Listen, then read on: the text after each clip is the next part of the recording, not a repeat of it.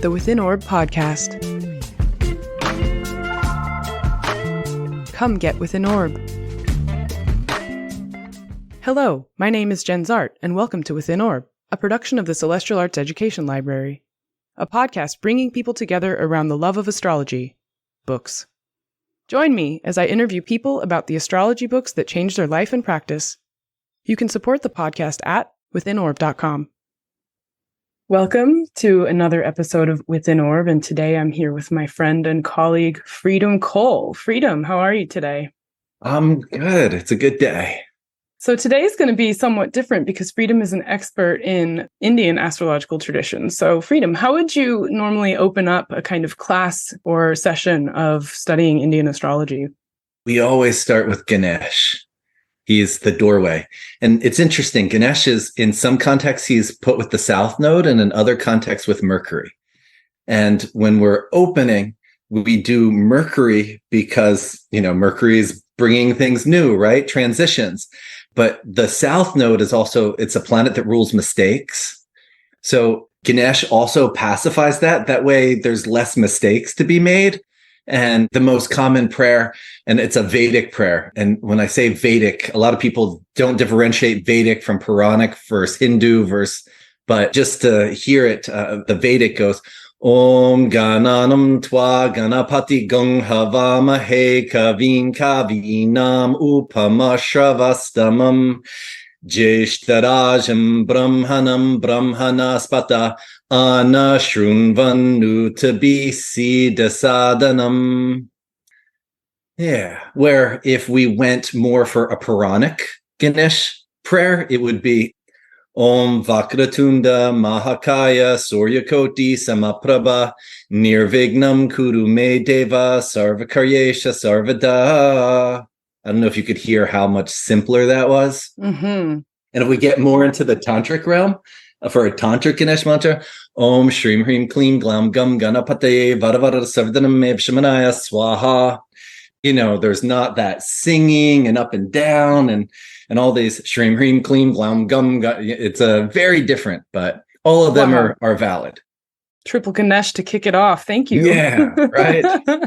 Awesome. It's been about a Jupiter cycle since we first met at UAC in 2012. And I remember meeting you. It was a very intense moment, just meeting all of these astrologers. But I remember especially just enjoying getting to know you. And I don't think in the many years we've been friends, I've ever asked you how you got into astrology. So what was the first book that really kind of showed you that astrology was a thing? It's interesting because there was a few books, like astrology was chasing me, and I didn't fully follow it. I remember when I was in high school, the first book that had astrology in it, it was actually a Indian numerology text by Harish Johari.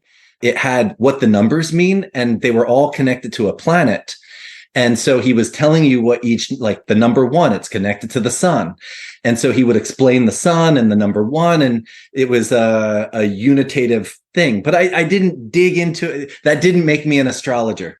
And then I tapped into a few of the more Western style ones, like the only astrology book you'll ever need and such. But it didn't really get me going until I was in school for Āyurveda, Indian herbal medicine, and we had a small class on medical astrology. And I said, wow, you can do that with astrology? And it was like somebody lit a dry forest on fire. And I was just every book possible. The big book, one of my buddies who'd been trying to get me into astrology for a while, he gave me his copy of Brihat Parasara Hora Shastra. And so that was my first root text. But there was a lot of little things to get there. Sure. So say more about this root text. What is the Brihat Parasara Hora Shastra? If I said that correctly. Myself, no Ganesh. Brihat Parashara Hora Shastra. It's one that has a lot of controversy around when was it written, and the official author, his name is Maharishi Parasara.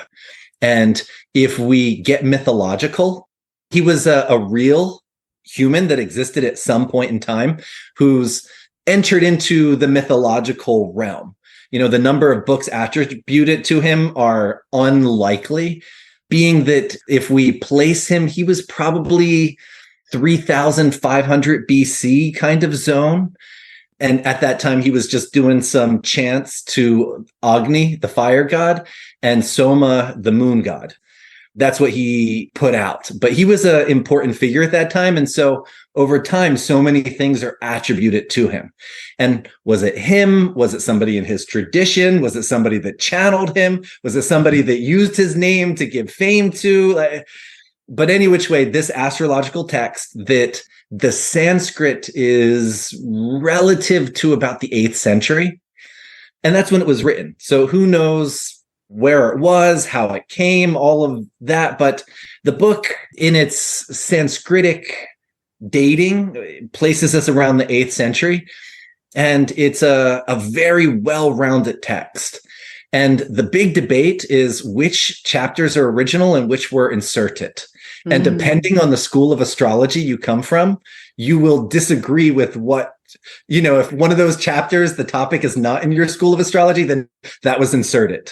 And if it's in your school, then that's definitely there. And so there's a lot of debate about that.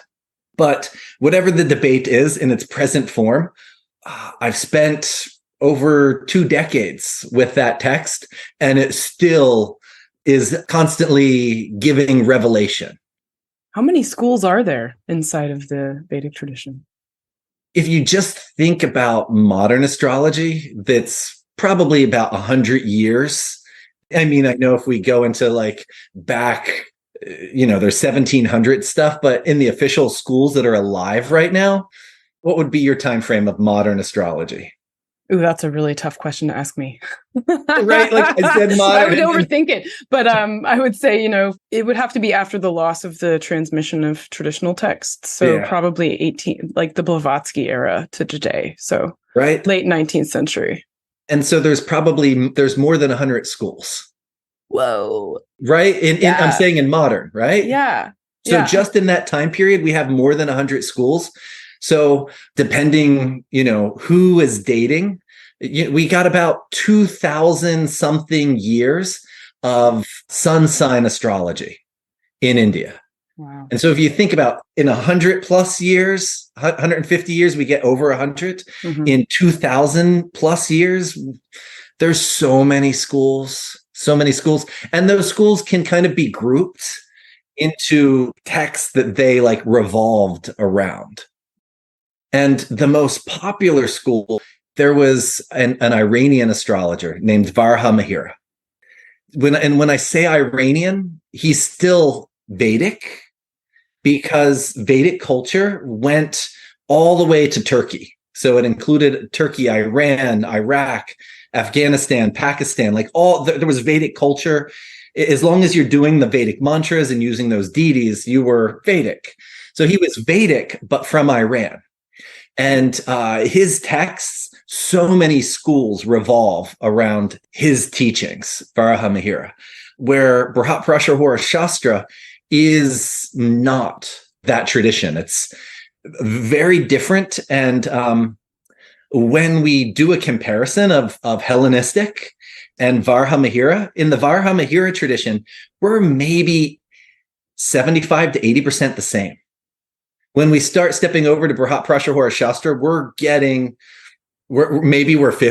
the same kind of zone, where we're getting a lot of techniques that aren't in the Hellenistic tradition. Yeah. Yeah. And when I say Parashara, it's 800 AD. Wow. So that it's about 600 years after Valens, for example. Yeah.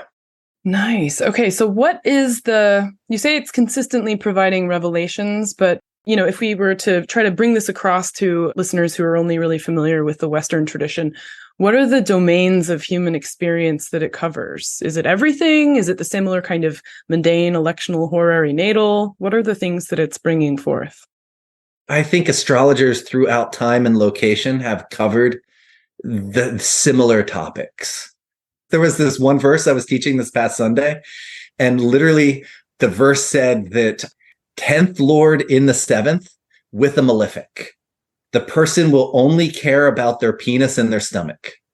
which, we translate as they only care about sex and eating, or it's just very base consciousness, right? Mm-hmm. And so it goes all the way from that level. And then if we go like behind you, there's these 3 volumes that are the same called Deva Keralam.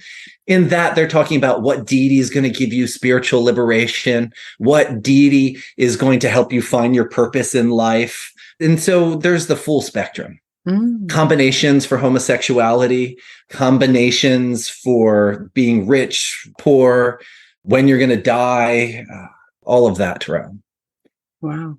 And in India, they put a lot more weight on death calculations. I was going to say, have you done that for yourself? Oh, I teach it. And a lot of times people, they're like, oh, what's the purpose? But we get a situation where, let's say your mom's in France and you're in Washington. And do you fly there this week? Do you fly there next month? Do you fly there in 6 months? And you want to be able to calculate what's the likelihood that mom is going to leave, because it's an important element to be able to schedule. Or you get the old person that's like, so should I have 1 year in reserves or should I have 20 years in reserve? Like, how do I regulate my bank account here? Yeah, that's a very practical use of that technique as well. It's extremely practical. But is there an accounting for when, for example, it's modern medicine's ability to help us survive critical times in our life? Is there a prophylactic, or is that part of the remediation quality, is that you can kind of, even though you can calculate what your chart says, you can kind of subvert it or live past it because of medical science? A little of both. We have medical science. We also have the Vedic remedies that go. And then is it even worth doing Vedic remedies in modern medicine, transit-wise and such? Yeah, it's because of you. You told me once about my Venus, and I thought oh, I'm going to see if this works or not. So I didn't eat on Fridays for 5 years. Yeah. Because of you. I was like, I'm going to prove freedom wrong. I'm just going to follow this remedy and just nothing's going to change. And you were right. It's been 24 years that I've been practicing. Mm-hmm. And so if I'm giving remedies that don't work, then the clients come back unhappy. There's what I learned in India. There's what I've learned from my teacher. And there's been the trial and error. And the things that aren't getting good results, I don't use them. And the things that are giving good results, I use more. So it's been an evolution over the last 2 decades. Yeah. Yeah. But fasting on the right day can be powerful. It's very powerful. Yes. Yeah. But don't do it unadvised. Definitely get a consult before you try at home. Okay. Because there's accumulation of negative karma, right? If you kind of self-diagnose and you don't actually have the right prescription. It depends on the remedy. On the remedy. Like, for example, fasting. If you fast on the wrong day, then you might be cleaning up some karma that you won't get to enjoy till next life. Or let's say planetary charity. I'm really big in planetary charity. Mm-hmm. If you give planetary charity to the wrong org, let's say you should be donating to a women's shelter, but you're donating to a kid's school, it might not change anything in this life, but the next life you'll be really smart. There it is. Because you'll make your Mercury strong, but if your Mercury wasn't weak, then right. So yeah. So there's certain remedies that if you do it wrong, it won't hurt. And then there's when you get into mantras and things like that you start changing what's manifesting in someone's life. And is that really the direction that it should have gone? No, it definitely does change your consciousness. I've felt that even just with fasting. It's pretty amazing. Yeah. Yeah. All right. So here's the big question. 3 books, Desert Island, you go. What's your first book? I listened to a few recordings. The almanac is allowed to come with us. Yes. What about a Sanskrit dictionary? Because I need my Sanskrit dictionary. You can have a few reference works, of course, but I'm talking the meat on the the muscular books, not just the skeletal, So it's a book, again, for 20 years I've loved. Prashna Marga by Harihara. It's a 16th century text. And he was very in the Varaha Mahira tradition that we talked about, the Iranian astrologer. Mm-hmm. He's bridging in some of the tradition that Brihat Parasara Hora Shastra is from. So Kerala is this little zone in South India that it was its own kingdom for hundreds and hundreds of years. So it's its own culture. When people say India, it's like saying Europe. Mm-hmm. And Italy versus Germany versus Sweden, they're so different. So it's this very particular flavor in India. And he's just wonderful. He's just, he says it's simple. He's straight. He's a practicing astrologer who he doesn't waste words with anything that would not be needed. And yeah, just the practicality of it. And it's primarily horary, but the techniques can also be applied to birth charts, depending. And he has one of the best medical astrology sections in his text. So it's one of my favorites. Amazing. And to be more with it, there's a medical astrology section. There's a demonology section for mental health purposes. There's, it starts off this huge amount of horary and yeah, it's a little bit of everything that you need and the important points. Does this specific text recommend using a version of the sidereal zodiac, or is it not even relevant? You're saying sidereal versus tropical? No, there's many different kinds of calculations of the sidereal, like the Harihara, but then there's other ones too. He's kind of assuming you already know how to cast a chart. Okay. So which chart to be using, he doesn't refer to. So theoretically, you could take some of these and get tropical with it as well. Or is it meant to be in sidereal? He himself was a sidereal astrologer. Okay. From probably the 10th, 11th century, most Vedic astrologers were sidereal. Before the 10th century, you got all over the place. But you can see in the 8th, 10th century, they were getting really clear with, yo, guys, this thing you picked up from the Greeks, we can't use that. That doesn't work with our calendars. It doesn't work with all the other stuff going on here. Mm-hmm. So, yeah. Very cool. Imagine stepping into a room of 5,000 astrology books, turning a corner and stepping into a room of 2,000 more. The Celestial Arts Education Library is every astrologer's dream, and it can be yours. I invite you to come support CAELi before you can visit physically. Your support will mean the creation of 52 new episodes of Within Orb next year, 4 issues of the CAELi Review, our inaugural journal, and countless book talks, events, classes for our community. Visit our website, www.caeli.institute/support, to select your level of care. Please help support CAELi into the future, our future, so that we may study the future together. Thank you for listening. Please enjoy the rest of the show. Okay, what would the second book be? The second book, Kalaprakashika. It's a Bengali text. And so while that was a Kerala text in the south, the Bengali is a much more northern, eastern text.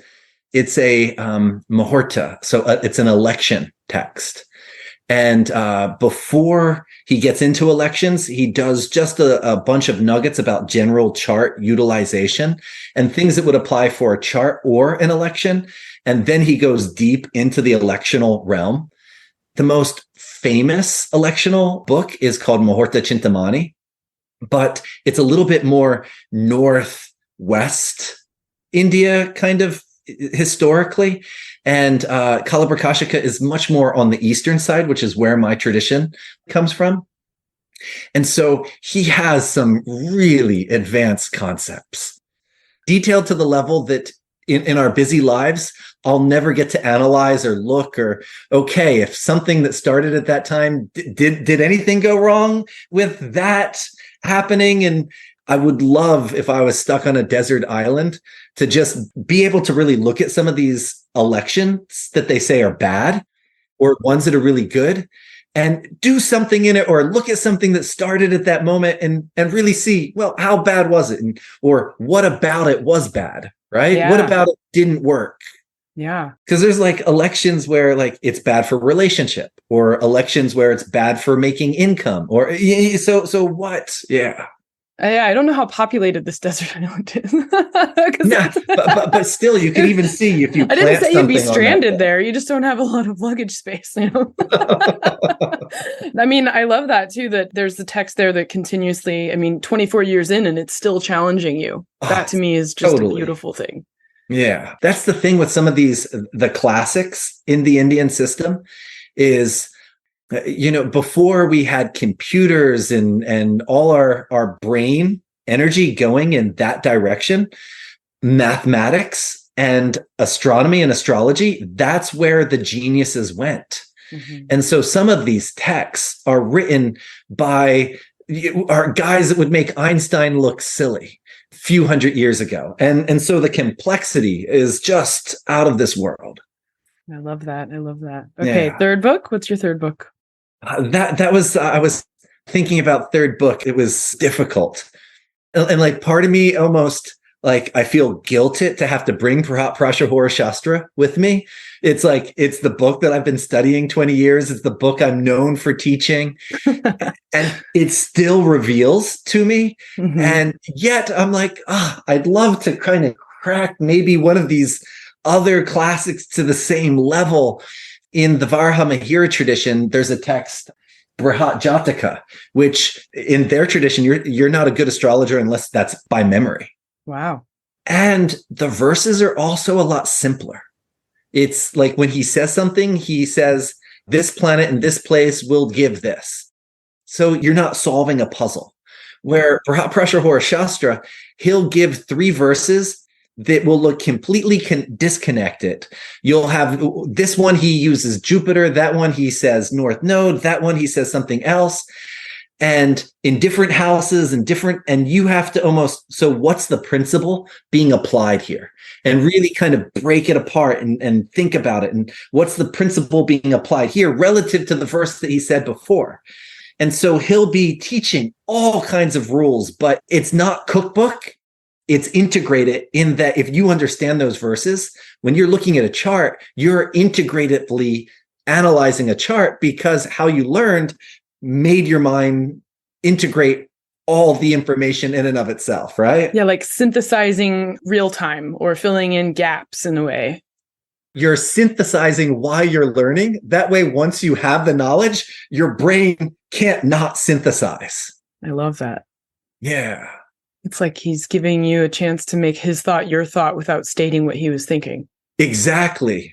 In the Indian tradition, it's very non-dogmatic when we're in the textual traditions, in that they really work on getting you to think. Not this is what you believe, but this is how we question, this is how we doubt. And when we doubt, what do we doubt? What makes a valid doubt? And so they really teach you how to think, and they want you to be thinking, not believing.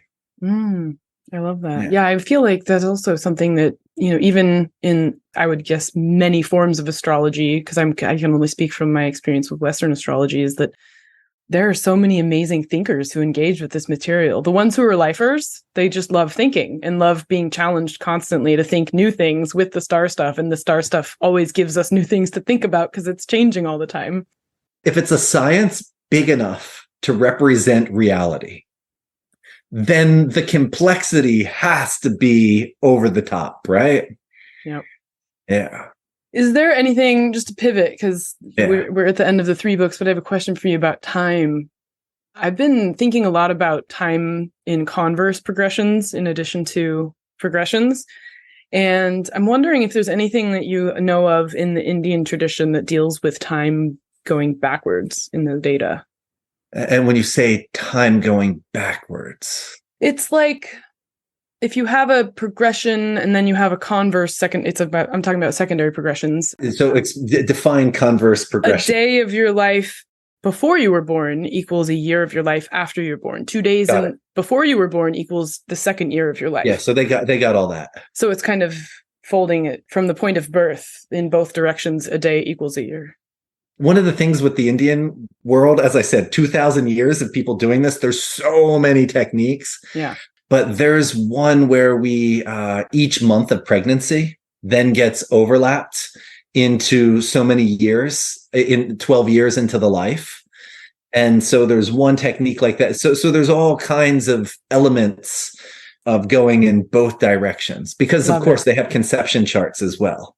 Right, right. Very cool. I'm glad to hear that's there. And then even before the conception charts, it's looking at what's the time lords in the parent's chart at the moment the pregnancy comes, because depending on the time lord you're running, the type of soul that's going to be able to come through you. And for us with the Vimshotri, the secondary time lord, the Antardasha will show what kind of people are coming into your life. So when you have a baby, that's what kind of person is coming into your life, right? Like literally. But what if you haven't started that time yet when you got pregnant, but yet that's when the kid comes? So there's a whole element of how things are going to fall into place as well. Those transitional babies have an extra layer of interpretive material. Oh, yeah. So many levels. But yeah, it goes both ways. I love it. But it's interesting. The Vedic tradition, there's so much on time. Because I have a 2-year beginner course and I call it a beginner course. It's probably one of the most difficult foundation courses in English. Yeah, half my students are Indian in the course. But in the second year, we start with, we probably spend maybe 5 weeks just on time. Awesome. The philosophy of time, reading time, how time impacts consciousness. And we look at time at the level of divinity. There's the saying that the only thing that's constant is that things are going to change. And what makes things change but time? So that means time is the only constant, which means time is God. So there's the level of like fully understanding the philosophy of how time is the supreme being and literally manifested the universe. And at the highest level, and then how does time manifest the soul? And what is time at the soul level? Because we go in between different lives and we're carrying this karma with us. And you might have killed somebody 3 lives ago, but it's not this life that karma comes back. That's a particular goddess of time that determines that karma is coming in this life, but she's a goddess of time that is determining which life you're getting that in. And that goddess, she impacts the dream world, the subtle world. Because in the dream world, you can think about something and it's right there. You don't have to wait to get it. And so time unfolds differently in the subtle realm versus the divine realm versus the physical realm.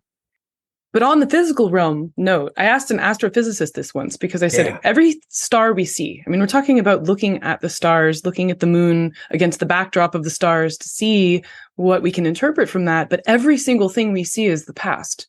And you can't just turn your head around and look in the other direction and see the future. You know, all of the light coming to us is already over and done. And so there's a directionality of time. Totally could be 100% complete, right? Yeah, but there's a directionality of time in the physical experience of time that is limiting, limit. Obviously there that is, but I'm thinking about the opposite direction and trying to permeate the other direction and looking back at those points, but trying to see them in the future, not the past. Fully. The past is creating the future. And that word limit, that's one of the functions of the physical level of time, is it limits and constricts. And that's what allows the physical world to actually come into existence. And if time is limiting and constricting and allowing the physical world to come into existence, then if we can understand what time is doing, we can understand physical existence. What are the planets and the stars but a big clock? And so that big clock of time is literally showing us how time is creating reality. I love it. Speaking of time, let's quickly pivot back to extracting ourselves out of this wonderfully deep conversation because I like to keep it spunky. I would say I wanted to answer your last question for you and say everybody just go study with freedom and you have a book. But if you had to give somebody a place to start to approach the Vedic tradition, where would you start them? Other book, if I had to bring an English book, I would bring Crux of Vedic Astrology that my teacher wrote when he was young. And that's a great book after reading everything else that his students have written. Somebody who seriously wants to learn Vedic astrology, my book is great. somebody who's just wanting to see, a little bit of a Vedic perspective, or like I call it soccer mom astrology. People who they got their whole life and they just want to learn a little bit, right? Yeah. Dabblers. There's Astrology of the Seers by David Frawley. It's a great, very simplified. Next up from that would be Light on Life by Hart Defoe, which is a great beginner book. And my book is actually, even though it's beginner, sometimes it's too advanced for somebody who's coming from zero. Yeah. Right. But somebody who has a background and wants to be serious, then yeah. Because otherwise, if they pick up my book, it might just be way too much, and then they don't learn it. And we want everybody to have as much access as possible, right? Exactly. Absolutely. Yeah. And where can people find you? I'm not taking clients right now. I'm a year and a half booked out. So I just stopped in that realm. But as far as classes, Science of Light, LIGHT, light, scienceoflight.net. Thank you so much for taking the time out of your busy schedule to share with us. And yeah. And thank you so much for having me, Jen. And it's wonderful to spend time with you. Thank you for listening to Within Orb. To learn more about the Celestial Arts Education Library, or to become a member, visit our website at CAELi.institute. That's www.caeli.institute. If you enjoyed this episode, please help spread the word. Follow or subscribe to Within Orb in your podcatcher of choice, rate it 5 stars, or write us a happy review. This helps others find the show.